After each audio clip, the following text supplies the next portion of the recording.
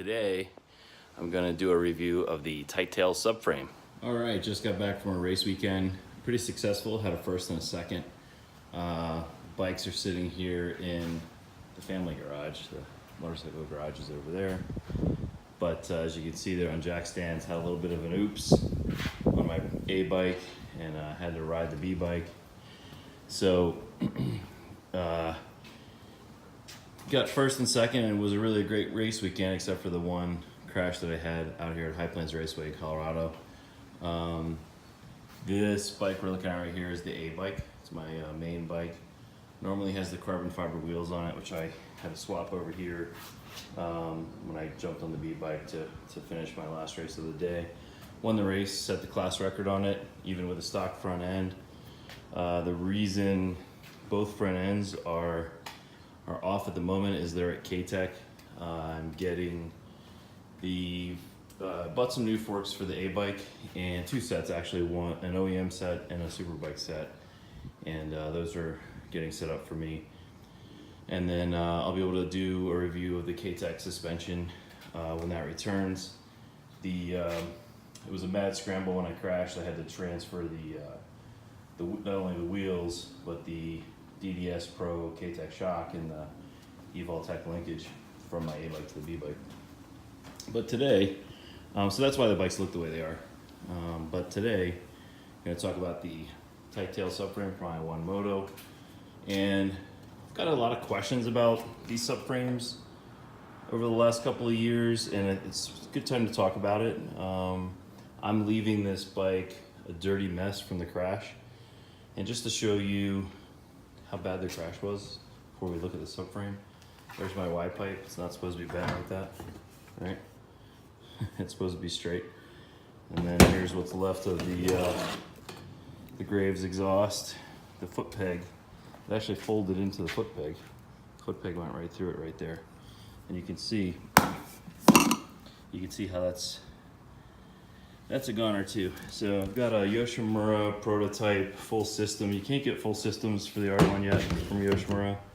Not the Alpha Tie system, it's not out yet till next year, but I have two of them coming through a friend in Moto America, so that's gonna be neat. I'll do an install video on that. But back to the subframe. So let's check it out. Why I have some weird things going on here, and I want to explain that.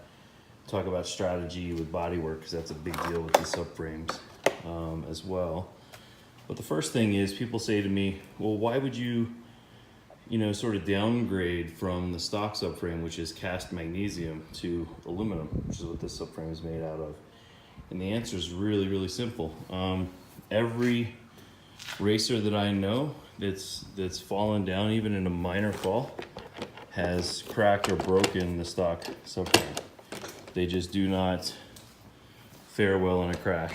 That stock cast magnesium is so brittle, it's terrible. It's terrible. And if you've broken one, you know what I'm talking about. Retail, they cost quite a bit. They're like, $400 or $500, and it's totally not worth it. It's totally not worth it. Here's another view of the B bike's TightTails subframe. So why would you go buy another one that, unless you're riding on the street and you want the passenger pegs to fit? That would probably be the only reason, I guess. But if you're doing just track days or it's a dedicated track bike, then an aftermarket subframe is the way to go. So I weighed the subframe. It's exactly the same weight, about 3 pounds exactly, as the cast magnesium OEM subframe.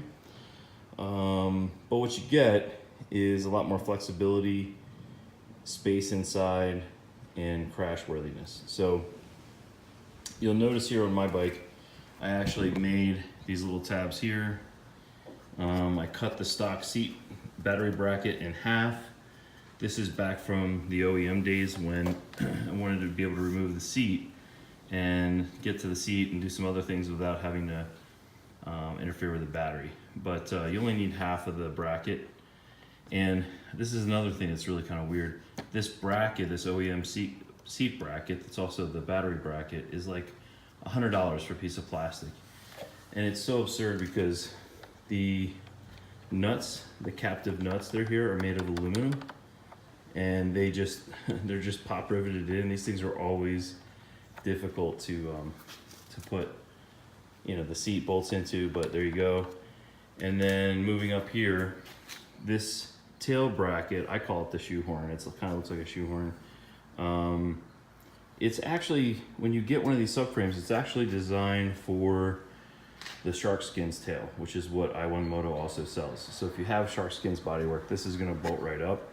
If you don't, you may have to get a bracket. There is a European bracket that comes back, and the mounting points are wider for the carbon bodywork. I'm currently running this tail over here. You can see I'm running a Armor Bodies set, and it's been such a nightmare, this Armor Bodies. I mean, I made it work, but I mean, I'll never ever buy it again. It's terrible. So I'm going shark skins, and there's a couple of reasons for that I'll talk about in a minute. But here you can see how it mounts. There's one bolt up here, and that bolt goes into a little aluminum spacer and a well nut, okay, that goes in here. So you can kind of see it. There's the well nut and the spacer, so it goes in there. But there's nowhere for it to go on this stock shoehorn. So I made this piece out of aluminum. I just got it at a home improvement store, and just drilled holes in it, put it on a belt sander, and there it is. Works great. That's actually what's in the other bike as well, but with this one apart, you can kind of see how I did it. And again, this took a massive hit. This crash was pretty massive. Let's look at the tailpiece and kind of see. Let me just hold it up here. So here's the Armor Bodies tailpiece. And what happened is I slid on the left side of the bike, and then it caught and just literally slammed down on the right side. Really, really hard enough to break off the foot peg on the right side of the bike, and you know, destroy the exhaust, right? So it was a pretty big hit to the right side of the bike, and there's a slight bend in this this little tail bracket here. See that? But this is what's so great about this kit. The main subframe, not a scratch. If you wanted to buy one of these, they're just over 20 bucks. But I can just, because it's aluminum, I can just bend this back, and I don't need to buy another one. This is great. This is in really good shape. It's just bent a little bit. No biggie. It's not cracked or anything. So this is exactly why, you know, I paid for the system. About what, $350, $358, I think it is, for each subframe. Really great. Really, really great. You know, I couldn't be more pleased. I'll probably get one of these brackets just to have it in my parts bin to have a spare, you know, but I've got some titanium bolts here, titanium here, titanium here, titanium here, and even the tank bracket, this has titanium bolts, and then the bolts that hold it onto the frame are titanium. These, now those are really huge steel bolts, these things. You can see them, whoops, I'm not covering it. These bolts down here, here, and here. And on the stock bike, on the stock subframe, when you get the bike, the OEM bolts are really to hold up two people. But for racing, it's really not necessary. It's quite a bit of weight as far as bolts go. I mean, it's not, overall it's not a lot, but the more of them you do, you know, of course, the more it adds up. So, you know, I couldn't be happier with this system. Now, about the seat, and also I want you to see kind of what I did over here as well. This bracket, just to make a point, this is only because I wanted to use the Armor Bodies bodywork, and it really just wasn't really made for it. To get the draft shield to fit, I had to cut it, and you'll notice I'm just zip tying it on around the frame right here. That's how I'm holding the undertail on, and that worked fine. I've seen some people cut these in really weird ways. If you mess it up, this undertail is $20. It's no EM part, not a big deal. So, you know, go ahead and cut it, and if you ever want to go back to stock, big deal, spend 20 bucks, you can get another undertail, okay? But also, when this is on the bike, I'll just set this broken one on here so you can kind of see what I'm talking about. I made these tabs so that they would hold these front pieces of the Armor Bodies. And all I did is zip tie those on so that if I did crash, they would just pop off. And as you can see, the tabs are perfect, right? So the zip tie method for that worked wonders. But I mean, this thing took such a hit, right? It just smashed the side of it, which is fine. My body guy could probably fix it, but I'm just kind of, you know, I promised myself I wouldn't put any more money into the Armor Buddies Bodywork. I mean, it takes a punch, but just the fitment and everything else is just, I can't stand it. So I wanted to move on to the seat. So what am I doing for a seat? Well, this is actually, believe it or not, this is a stock seat. And what I did is I took the staples out and peeled the foam off. There's the stock seat base, you can see. And then I cut the front of the foam across here, like this whole front piece, there's no foam under it, none of the OEM foam, and that lowered the seat about 1 inch because I'm not really tall, right? So then I used the heat gun, form fitted this, cut it in such a way that I had enough to overlap around the edges, and I made a beautiful seat. And this just works fine on the OEM tank tab in the front. In the back, you know, I basically just put a wrench, an Allen wrench, a hex wrench through the holes to tighten into this little thing here. I didn't have one of these seat brackets, these battery brackets for my B-bike, so what I did is I actually took some aluminum stock and I bent it and I just threaded it, and I bolt the stock seat to that, and it works just great. It's actually much less mass than that big piece of plastic is. Even though it's metal, it's lighter. So that worked out fine. And here you can see in action, you know, kind of how I zip tied the front of the tail to this. And these are just, again, little fitment brackets I made to mimic placement on the stock subframe. So worked great, and you know, I get a lot of compliments on the seat. People see it and they're like, wow, you know, the seat looks really great. I use the same HydroSurf for my tank grips as well. It all mates together really nicely. And this tail looks pretty good, but it just, you know, I shouldn't have to make all those brackets to make it work. So looking forward to trying something new, and maybe eventually even a new paint job. So anyways, I have 2 of these things. I'm gonna buy a seat pan. I have these on order already. I'm getting a seat pan for each bike. And what is the seat pan? Well, if you look at the frame, you got these 4 bolts, right? And Shark Skins makes a seat base. It's pretty expensive. I was sort of surprised at the cost of it. I talked to the owner, Fred, and he said, when you see it, you'll understand why the cost is what it is. He said it's, you know, got a multi-layer construction to it, so it's really, really strong. But basically, it's a Superbike seat, fiberglass, and the plan is to just take HydroTurf and put right on it with no foam whatsoever, which should keep the ride height pretty low, which is what I'm looking for.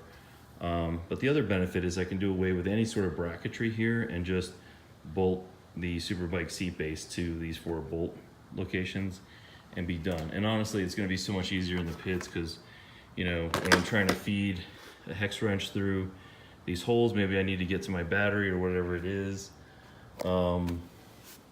You know, it's sometimes a hassle, and not having to worry about that, being able to go right into the gussets of the frame that are threaded for it is going to be a dream, I think. The other things I've done, and this is, again, it's full of dirt because this was just crashed, but this got ABS delete in here. So the ABS pump that would normally be down here is all gone. That's where my battery goes, and that keeps my center of gravity really low is for the charging in the battery. These extra kind of ghetto looking wires go to the racing alternator kit that I have, BDK alternator kit. It's like supposedly 6 more horsepower. I just ran it. I mean, it really launches off the corners now with that. It's kind of sweet. Looks like this thing got knocked out of the tray a little bit. There's a tab here, and this can just go back in place. There it is. But you've got a decent amount of room in here, and there's a like a perforated piece of flat metal that they give you that goes back here. I think that's really for if it's exposed. I didn't use it because I was using the lower draft shield, you know, the undertail. But I think I'll be moving away from that with the shark skin's tail. Anyways, I've got my flash tune data port access here. I've got the CCU, the communication control unit, which is the wireless network and the GPS mapping of the track. I actually have that zip tied through holes around the IMU to hold it in place. And that works really, really well. I mean, it's not going anywhere. It's really tight in there, and couldn't be happier with that setup. Another nice thing with this TightTails subframe is that when I do have my battery in there, you've got this big gaping hole right here, and I can actually reach in and grab my speed cell connector and disconnect my battery by hand if I want to. I've got a remote switch coming from speed cell, so I don't have to do that anymore. But, you know, really great to just be able to reach in and unplug the battery without having to take the seat off. That's just money. I mean, it's so nice, and you can see how much space that gives you. If you do need to get underneath here for anything, makes that a dream come true. It's really, really nice. So overall, I couldn't be happier. If you think about this crash, I mean, I broke my forks and destroyed my exhaust and foot pegs and handlebar and everything else. I mean, spent quite a bit of money like repairing the bike. But if I were running a stock subframe, I'd be out another $400. And I'm out $0 with this subframe after that get off. And this is just the low side. The bike didn't tumble and cartwheel. It slid and then tipped over to the other side, kind of came down hard on the right side. But minimal damage as far as this goes. It's just got a little bent tail bracket here, and I'm just gonna take this tail piece off, bend it back, and it's good to go. It's really good to go. So hats off to them, TightTails. I really couldn't be happier with it. It's been a nice addition to my race program. Helps me out, keeps the bike, you know, lightweight, gives me lots of mounting options. And if you're thinking about getting it and it's a track bike, don't even think twice about it. If you want to ride 2-up, that might be the only other thing to worry about. There is this kind of strange bracket here on the left, and you may wonder, well, what is that for? That's actually the bracket that the right, but there isn't one on the other side, right? That's where the right foot peg would go, because some exhaust systems require a hanger. Mine comes off the foot peg, right? So I don't have to worry about that. But if you have an exhaust that requires a hanger, there is a bracket that comes with it for that. It's built in. So no worries there. You can use it with any exhaust. All right. So that's kind of it. If you have any questions, feel free to post me a question, and I'll do my best to answer as fast as I can. Always going to give you, a completely honest review with real world experience. I'm out there racing, in another week, both of these bikes will be all back together with identical K-Tech suspensions on them, same shock and forks and everything. So, I'm taking this stuff seriously. I could get any subframe I want, and the TightTails one is the one that I use. So, hope that helps. Take care.